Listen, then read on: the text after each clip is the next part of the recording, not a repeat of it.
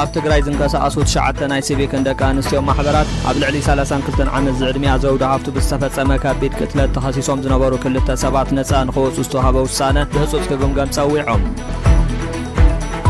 ኣብ ኣብረገለ የጭላን ኢሮብን ብሰንኪ ከቢድ ድርቂ ኣሽሓት ትርኢት ይሞት ኣለዋ። ኣብ ማእኸላይ ዞባ ትግራይ ወረዳ ኣብረገለ የጭላን ከምኡውን ኣብ ወረዳ ኢሮብ ብሰንኪ ከቢድ ሕፅረት ዝናብ ኣሽሓት ትርኢት እናሞታ ከም ዝርከባ ተገሊጹ። ብተወሳኺ ልዕሊ 4,000 ሄክታር ሕርሻ መሬት ብዘይ ፍርያት ከም ዝተረፈ ሓበሬታታት የመልክቱ።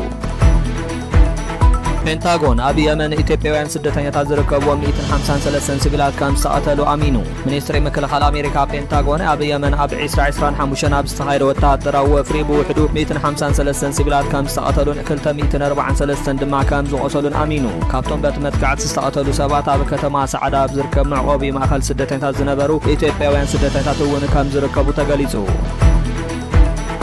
حبرات هاجرات تلوا إلنينون مكلخال 50 مليون دولار هتوس حاجز حتيتو تريو إلنينو أبي إثيوبيا دركن على الغن بمسعبن مليونات سبعتنا بحدقة كود إخل تباهيلو أبزس قال زلوان تكال مجبن حرشان حبرات هاجرات فاو نتحدقان مكلخال 5 مليون دولار هتوس جنزباو دقة في تسويعو. حلفي تكال تعنا عالم أبو كونغو زلو لبدا إيبولا كاب كوتسرنا وزي متسلو بمبالة تنكيهم أبو ديمقراطيك ريبابليك كونغو بفتنة تزرق زلو لبدا إيبولا نبزيادة كبيد درجانا وزحاهم زلو حلفي تكال تعنا عالم دكتور تيدروس أدحانو متنكيهم إزي لبدا بتحج زلو فتنة تغسلو كاب لبدا إيبولا كلتشن 10 كلتشن 10 معراب أفريكا كبلت كم زخلوون قليتهم. سراويت سودان نتخطاتالي كالاي معلتي أبا كارتوم سون شافو درونات الريسيف مكيتو. سراويت سودان حيلتات وهابتو تصدق الريسيف قبل عليوانا كتما سودان كارتومون كبابي أنزون شافوهم درونات نتخطاتالي كالاي معلتي كم زمكة وتهدروا من شتات المسخخر عين قليزهم. تركي مراحتي تقامتي سوماليا كتأثرن كتسقوبن كمتخذة تنكيقا مراحتي تقامتي سوماليان من نوع سلطان بريزيدنت حسن شيخ محمود مكوام من تقصيلهم تركي قبل عليهم حكاو سقم تخطوا الصدق كتأثرهم ويكاب هاجرا كتسقم تخلي عزب الترير متنكاتا تواهي الله. أزي واناوي حبريتان عميقو تنتانا زوبا كرنا أفريكان زغربلو چانل هورن أفريكا تايمسيو كم زيوم زبالو تحسطاتك سالي لمكتتال ويدينا لايك شير كومنت بمقبار چانلنا سبسكرايب قبارو سناي تانيهي. ኣብ ትግራይ ሸዓተ ማሕበራት ንነፃ ሙፃእ ክልተ ተኸሰስቲ ብዝምልከት ውሳነ ቤት ፍርዲ ክግምገም ፀዊዖም። ኣብ ትግራይ ዝንቀሳቐሱ ሸዓተ ናይ ሲቪክን ደቂ ኣንስትዮን ማሕበራት ኣብ ልዕሊ 32 ዓመት ዝዕድሚያ ዘውዲ ሃፍቱ ብዝተፈፀመ ከቢድ ቅትለት ተኸሲሶም ዝነበሩ ክልተ ሰባት ነፃ ንኽወፁ ዝተዋህበ ውሳነ ብህፁፅ ክግምገም ፀዊዖም። እቶም ማሕበራት ብ12 ናሓሰ 2026 ኣብ ዘውፅእዎ ሓበራዊ መግለፂ ቤት ፍርዲ ዞባ መቐለ ነቶም ኣቐዲሞም ብምሉእ ዕድመ ማእሰርቲ ዝተፈረዱ ያሬድ ገብረ ስላሴን ኣንገሶም ሃይለማርያምን ነፃ ምውፅኡ ስኽፍታ ከም ዝፈጠረ ገሊፆም። ማሕበራት ከም ዝበልዎ እቲ ውሳነ እቲ ብሰበር ሰማዕ ክቐርብ ዝተኣዘዘ ዲጂታላዊ መረጋገፂ ስልኪ ብምሉእ ብዘይ ምቕራቡን እቲ መረጋገፂ ብምሁራት ዲጂታል ምርመራን ክኢላታትን ብግቡእ ከይተመርመረን እዩ ተባሂሉ ዝብል ክርክር ኣቕሪቦም። ዘውዱ ሃፍቱ ብ19 ናሓሰ 2023 ኣብ መቐለ ምስ መዘናኣ ክትጓዓዝን ከላ ንመጥቃዕቲ ፀታዊ ትንኮሳ ክትምክት ድሕሪ ምፍታና ብመኪና ተረጊፃ ብግፍዒ ከም ዝተቐተለቶም ማሕበራት የዘኻኽሩ። ኣብ ምርመራት ጉዳይ ኢዳእታውነትን ዘይሕጋዊ ፅዕንቶን ከም ዝነበረ ከምኡውን ገለ መርገፅታት ብዘይ ኣግባብ ከም ዝተተሓዙቶም ማሕበራት ይጠቕሱ። ብፍላይ ኣቦ ሓደ ካብቶም ተኸሰስቲ ኮሎኔል ገብረ ስላሴ በየነ ኣብ ከይዲ ምርመራ ጣልቃ ብምእታው ንመርመር ተፈራሪሖም እዮም ዝብል ክሲ እውን ኣቕሪቦም። ብዛዕባ እዚ ጉዳይ እቶም ትሽዓተ ማሕበራት ኮሎኔል ገብረ ስላሴ ካብ ሓላፍነቶም ክለዓሉ ንመሰኻኽርን ተሓለቕቲ ፍትሕን ብቑዕ ናይ ፀጥታ ሓለዋ ክግበረሎም ከምኡውን ቤት ፅሕፈት ደቂ ኣንስትዮ ሕቡራት መንግስታት ዓለም ኣብዚ ጉዳይ ናይ ህዝባዊ ምርመራ ክገብር ፀዊዖም። እቶም ማሕበራት ኣብ ልዕሊ ዘውዲ ሃፍቱ ዝተፈፀመ ግፍዒ ፍትሒ ክሳብ ዝርከብ ፃዕርታቶም ከም ዘየቋርፁ ኣፍሊጦም።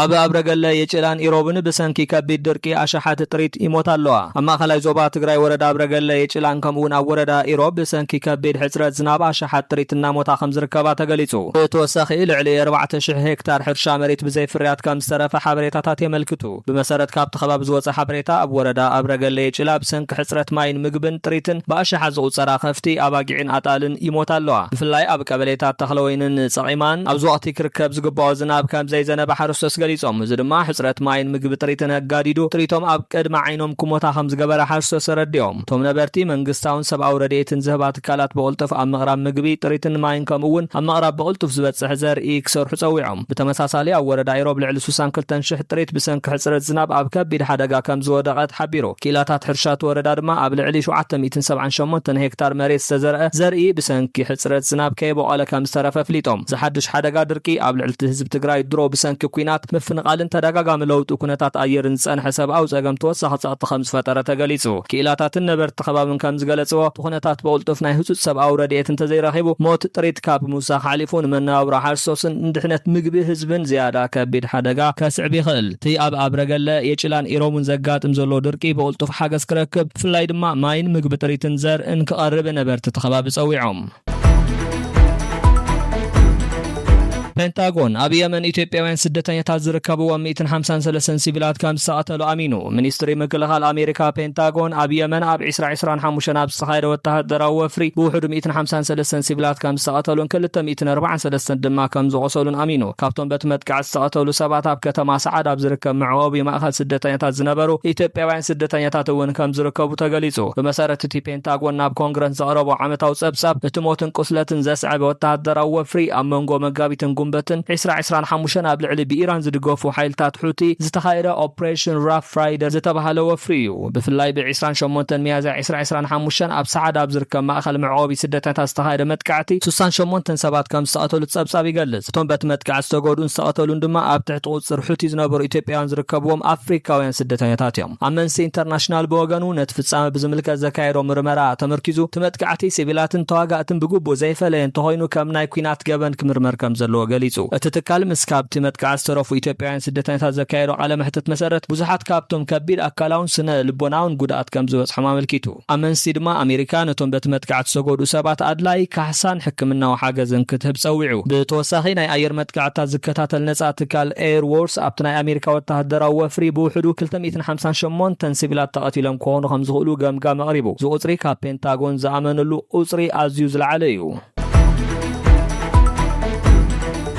حبرات هاجرات سلوا إلنينو نمكرخال 5 مليون دولار هزوز حاجز حتيتو تريو إلنينو أبي إثيوبيا دركن علقلقن بمسحب مليونات سباتنا بحدقا كود يخل تباهلو أبز سجال زول أوان تكال مجبن حرشان حبرات هاجرات فاو نتي حدقا نمكرخال 5 مليون دولار هزوز جنزباو دقف سويعو تتكال كم زجال صوت جنزباو سويعت كاب سنة 10 شدشن كسام مجابيت 10 شوعة نزلوا جزء زعل مخينو 4 مليون تسبيت حاجز هزوز دقف نمسحكو عليو إثيوبيا بسنك تدقا ملو تهنتات أير دركي علقلقن ግጭታትን ኣብ ከቢድ ጸገም ውሕስነት ምግቢ ትርከብ ብፍላይ ኣብ ማእኸላይ ሰሜናዊ ምብራቕን ክፍልታት እታ ሃገር ናይ ክረምቲ ዝናብ ካብቲ ዝልለ ዝተሓተ ኸውን ተገሚትሎ በአንጻሩ ድማ ኣብ ደቡባዊ ምብራቕን ክፍልታት እታ ሃገር ከቢድ ዝናብን علقلقን ክኽሰት ከም ዝኽእል ተገሊጹ እዚ ድማ ንሕርሻ ጥሪትን መነባብሮ ማሕበረሰባትን ተወሳኺ ጸቕጣ ፈጥር ይኽእል ኣብ ክልል ዓፋር ብሰንኪ ሕጽረት ማይን ምግብን እንስሳትን ልዕሊ 18,000 ከፍቲ ከም ዝሞት ተገሊጹ ኣብ ትግራይ ድማ ብሰንኪ ተኸታታሊ ግጭትን ምድንጓይ ሕርሻዊ ንጥፈታትን ኣስታት 2.5 ሚሊዮን ሰባት ህጹጽ ሓገዝ ምግቢ የልዮም ኣሎ ተባሂሉ ፋኦ ነዚ ሓደጋ ንምቕናስ ኣብ 114 ወረዳታት ዘተኮረ ናይ ቅድመ ጥንቃቐን ቅልጡፍ ምላሽን መደባት ተውፅኢ ይሰርሕ ኣሎ ትካል ቅድመ ሓደጋ ብሕርሻን ጥሪትን ዝግበር ወፍሪ ህይወት ኣብ ምድሓንን ንመናብሮ ሰባት ኣብ ምሕላውን ዓብይ ግደ ከም ዘለዎ ኣገንዚቡ ተርእዮ ኤልኒኖ ኣብ ኢትዮጵያ ንዘሎ ድሮ ተኣፋፊ ኩነታት ምግብን መናብሮን ቢኢሱ ከየጋድዶ ናይ ኣህጉራዊ ማሕበረሰብ ቅልጡፍ ምላሽን ደገፍን ኣገዳሲ ኮይኑሎ 50 ሚሊዮን ዶላር ጻውዒት ድማ ቅድሚ ሓደጋ ምግዳዱ ህይወትን መነባብሮን ሚሊዮናት ሰባት ንምድሓን ዝዓለመ ህጹጽ ስጉምቲ እዩ ሰራዊት ሱዳን ተኸታታሊ ካልኣይ መዓልቲ ኣብ ካርቱም ዝተወንጨፉ ድሮናት አርኤስኤፍ መኪቱ ሰራዊት ሱዳን ሓይልታት ወሃብቲ ህጹጽ ደገፍ አርኤስኤፍ ኣብ ልዕሊ ዋና ከተማ ሱዳን ካርቱምን ከባቢኣን ዘወንጨፍዎም ድሮናት ተኸታታሊ ካልኣይ መዓልቲ ከም ዝመከተ ወተሃደራዊ ምንጭታትን መሰኻኽር ዓይንን ገሊጾም ብመሰረት ዝወፀ ሓበሬታ ናይ ሰራዊት ኣየር ምክልኻል ኣሃዱታት ኣብ ሰሜናውን ምዕራባውን ኦምዱርማን ዝተወንጨፉ ብዙሓት ድሮናት ኣብ ኣየር ከለዉ ብምትኳስ ከም ዘውደቕዎም ተሓቢሩ ኦምዱርማን ሓንቲ ካብ ዋና ከተማታት ዓባይ ካርቱም እያ ኣብ ምዕራባዊ ኦምዱርማን ዝርከቡ ነበርቲ ድማ ካብ ምዕራብ ኣንፈት ዝመጹ ኣጥፊኦም ዝጠፉ ድሮናት ክምከቱ ከለዉ ብዙሓት ዓበይቲ ፍንጀራታት ከም ሰምዑ ገሊጾም እዚ ንኻልኣይ መዓልቲ ዝቐጸለ መጥቃዕቲ ድሮን ካብ ካልኦት ከባብታት ሱዳን ዝተፈጸሙ ተመሳሰልቲ መጥቃዕትታት ስዒቡ እዩ ኣቐዲሙ ኣብ ኦምዱርማን ኣትባራ ኣብ ግዝኣት ቱርባናይል ከምኡውን ኣብ ኤሎባይድን ርእሰ ከተማ ግዝኣት ሰሜን ኮርዶፋን ተመሳሳሊ መጥቃዕትታት ከም ዝተፈጸሙ ተሓቢሩ ኣብ ኤሎባይድ ብሰንኪ ዝወደቐ ስብርባር ድሮን ክልተ ሰባት ከም ዝሞቱ ዝሓለፈ ሓበሬታ ይገልጽ ቱርኪ ንመራሕቲ ተቃውምቲ ሶማልያ ክትኣስርን ክትሰጉግን ከም እትኽእል ጠንቂቓ ዲፕሎማስያዊ ምንጭታት ከም ዝሓበርዎ መራሕቲ ተቃውምቲ ሶማልያ ንምንዋሕ ስልጣን ፕሬዚደንት ሓሰን ሼክ መሐሙድ ምቋወም ተቐፂሎም ቱርኪ ኣብ ልዕሊኦም ሕጋዊ ስጉምቲ ክትወስድ ክትኣስሮም ወይ ካብ ሃገራ ክትሰጎም ትኽእል እያ ዝብል ተሪር መጠንቀቕታ ተዋሂቡሎ ብመሰረት ጸብጻብ ሶማሊ ጋርዲያን ነባር ዲፕሎማስያዊ በዓል መዚ ሁሴን ዓሊ ዶኣለ ኣብ ዝሃብዎ ቃለ መሕትት ፕሬዚደንት ሓሰን ሼክ መሐሙድ ንቱርኪ ኣብ ልዕሊ ሃፍቲ ባሕርን ነዳድን ሶማልያ ዓብይ መሰል ከም ዝሃብዋ ብምጥቃስ አንካራን መንግስት ሶማልያ ሙሉ ደገፍ ክትህብ ወሲና ኣላ ኢሎም እቶም ዲፕሎማስያዊ በዓል መዚ ከም ዝገለጽዎ ቱርኪ ንፖለቲካዊ ረብሓታት ክትብል ንመራሕቲ ተቃውምቲ እንተላይ ነባር ፕሬዚደንት ሸሪፍ ሼክ ኣሕመድ ንድሕንነት ሃገር ስጋኣት ይፈጥሩ ኣለዉ ብዝብል ምክንያት ክትኣስሮምን ኣብ አንካራ ናይ ገዛ እሱር ክትገብሮምን ትኽእል እያ ኢሎም እዚ መጠንቀቕታ ዝመፀ መራሕቲ ተቃውምቲ አንካራን መንግስቲ ሓሰን ሼክ ብምድጋፍ ኣብ ልዕሊ ተቃውምቲ ኣመራርሓታት መጥቃዕቲ ድሮን ተካይዳ ኣላ ክብሉ ብተደጋጋሚ ክሲ ኣብ ዘቕርብሉ ዘለዎ እዋን እዩ ብተወሳኺ ሴናተር ዓብዲ እስማኤል ሳማታር ዝርከብዎም ሓደ ሶማልያውያን ፖለቲከኛታት ቱርኪ ንሃፍቲ ሶማልያ ትምዝምዝ ዘላ ሓይሊ ምዃና ይኸስዋ እዚ ክስታትን እቲ ሰራይ ዲፕሎማስያዊ ውጥረትን ድማ ኣብ መንጎ ተቃውምቲ ሶማልያን ቱርክን ዘሎ ርክብ እናተበላሸ ምምጽኡ የመላኽት ኣብዚ እዋን ኣብ መንጎ መንግስቲ ሶማልያን ተቃውምቲ ሓይልታትን ዝቐጽል ዘሎ ናይ ስልጣን ምፍሕፋሕ ምስ ተሳትፎ ደጋ ሓይልታት ተደሚሩ ንፖለቲካዊ ርግኣትን ጸጥታን ሶማልያ ዝያዳ ብድሆ ኮይኑሎ እዚ ውጥረት ኣብ ዝቕጽለሉ እዋን ቱርኪ ኣብ ውሽጣዊ ፖለቲካ ሶማልያ ዘለዎ ተሳትፎ ክንደይ ከዓቢ እዩ እቲ ምስ ተቃውምቲ ዘሎ ምትፍናን ድማ ናበይ ክወስድ እዩ ዝብሉ ሕቶታት ናብ ቅድሚት መጽኦም ኣለዉ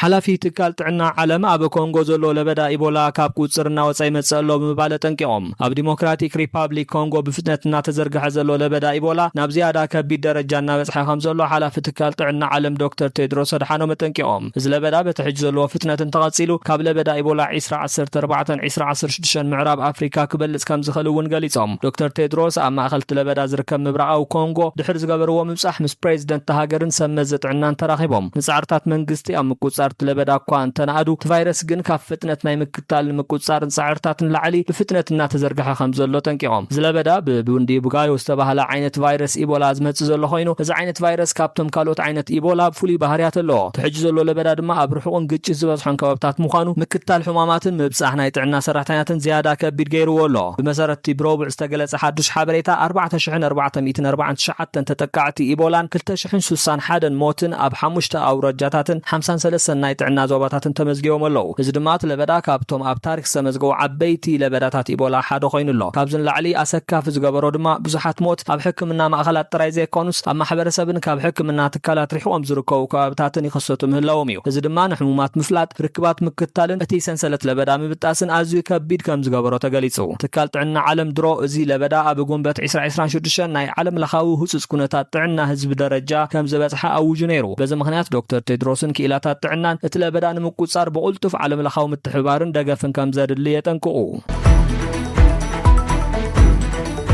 ክቡራት ተኸታተልቲ ሆርን ኣፍሪካ ታይምስ ክሳብ መወዳእታ ስለ ዝተኸታተልኩምና ካብ ልብና መስግን ርእይቶኹም ኣብ ታሕቲ ብምስሓፍ ኣካፍሉና ቪድዮና ላይክ ሼር ብምግባር ቻነልና ሰብስክራይብ ግበሩ